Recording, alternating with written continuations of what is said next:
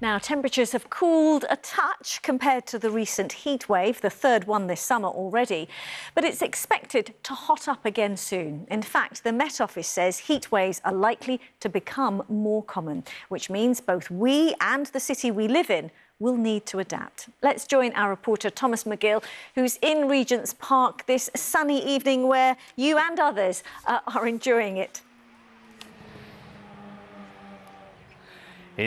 Indeed, Riz, yes, it's a little bit overcast actually tonight and a lot milder than what it has been over the weekend and into Monday, and people certainly seem to be enjoying this milder temperatures.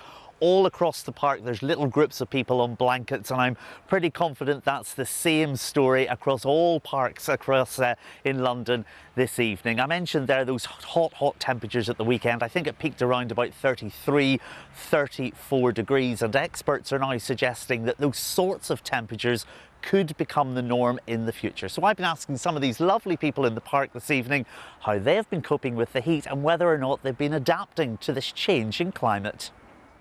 I actually don't mind the heat. I love the heat. My challenge is at night, sleeping. So at home we have a fan, so we sometimes have the fan on or just sleep with not much on. I feel drained. If I've been out in the heat, I get back and I'm like jelly. I need to just sleep and recover. How much do you enjoy or dislike the heat? I enjoy it because it's not here for long. It's not here for long, so I really enjoy it. My advice is stay cool in the evenings, have a tepid shower and a glass of mojito.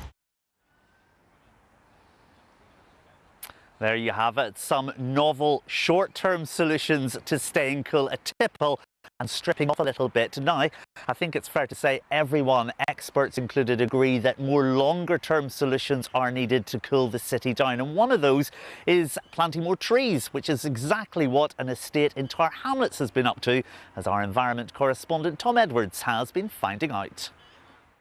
On St George's Estate in Tower Hamlets, a perhaps unlikely site for an orchard of 50 fruit trees. Planted in 2013, it has thrived and is well loved. The orchard has crab apples, plums, cherries, pears, medlar, mulberry. Jim Ford looks after the orchard and lives in the nearby block. Very popular, especially when the fruit comes out. It's even more popular then because we don't actually get to see a lot of the fruit once it appears, and we love the fact it's an open space. It's a community space, and then we get outside the community will come in and go, there's some fruit, so they'll take the fruit. It's fine. It's what it's for. It's to be eaten. So. And does it cool the area? Is that part of what you've noticed as well with the warming climate in London?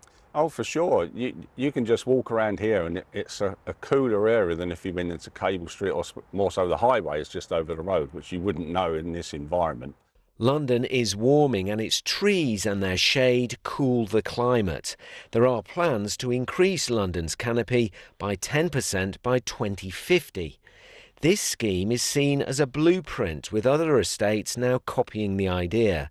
The charity Trees for Cities say planting in inner London is particularly important. London, it does have over 8 million trees, but they're not distributed evenly across the city. So Tower Hamlets, where we are now, the borough has got one of the lowest tree cover rates in London. It's about 8 to 12%. And where you can help close that tree equity gap, it makes a world of difference. So now this area has 19% tree cover, and making urban forests more equitable and accessible for communities like this at the estate. What difference do they make, urban forests? They bring so many benefits, heat, shade on a hot day like today. The air just feels cleaner. They bring biodiversity.